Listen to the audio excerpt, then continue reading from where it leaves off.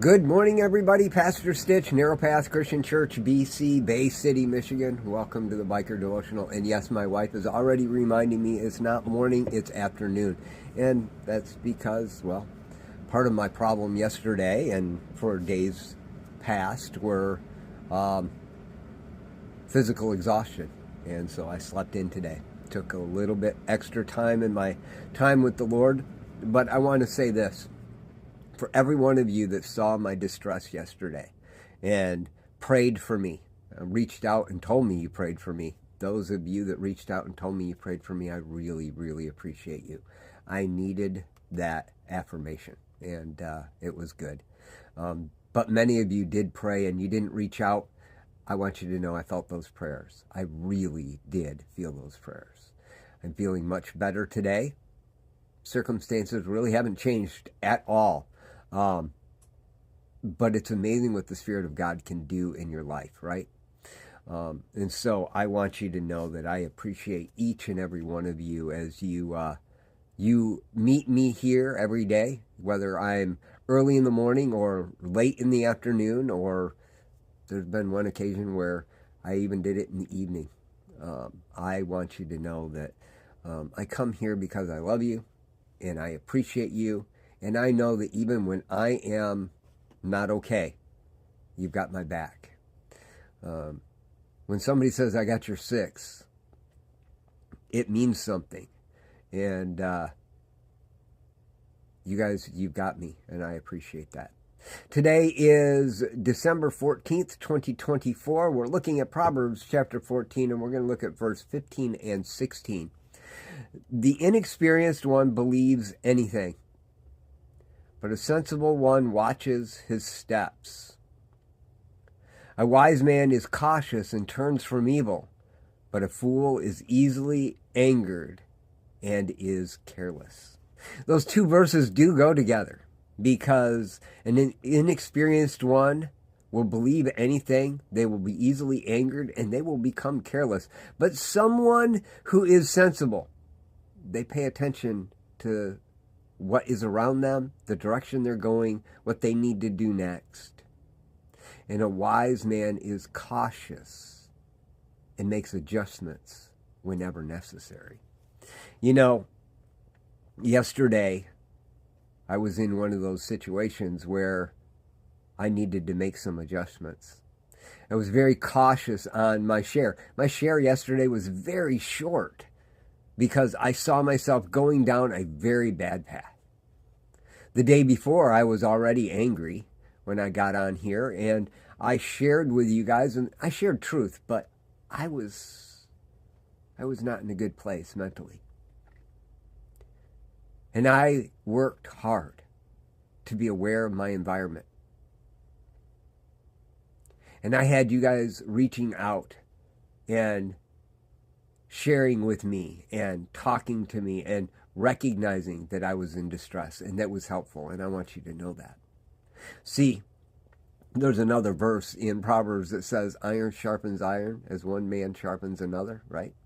And the crazy thing is, if you're talking about two blades, two pieces of steel, yes, I am okay, Elizabeth, thank you very much. Last couple of days have been really tough mentally for me, but with all of your prayers, I have really come back around, and I am grateful for all of that.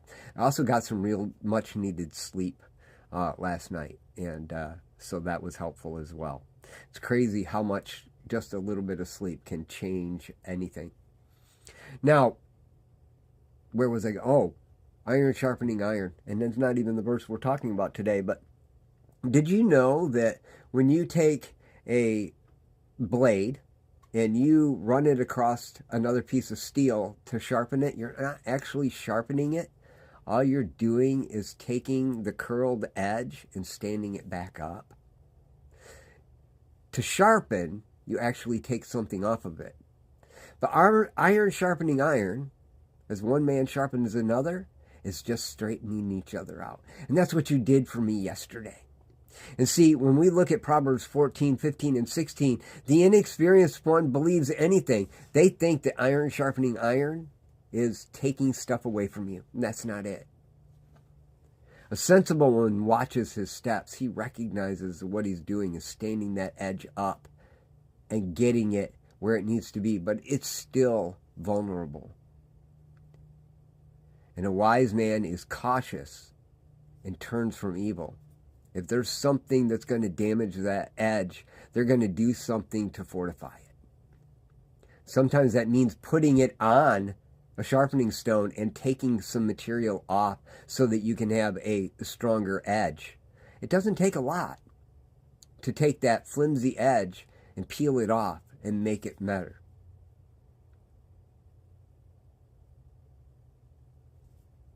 And so the reality is, it comes down to, am I wise? Am I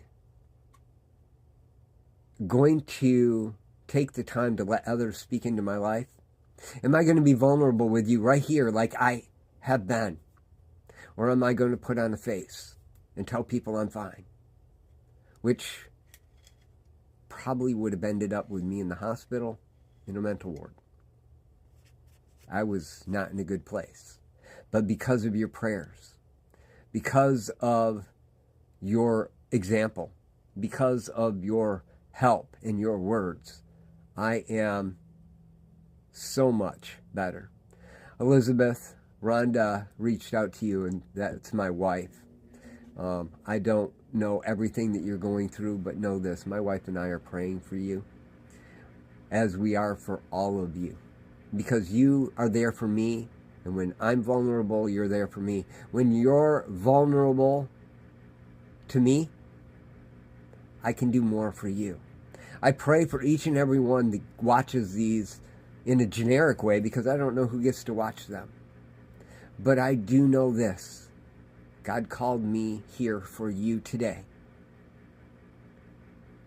Even though you may be a little bit inexperienced, you have the ability to watch your own steps, because you have someone else standing you up, taking that edge and making it so much better. Just a little bit of straightening takes a very dull knife that won't cut anything and makes it a precise surgical instrument. We can do that for each other, and I hope that's what this does for you today. I love y'all. Hope you have a great day. God bless.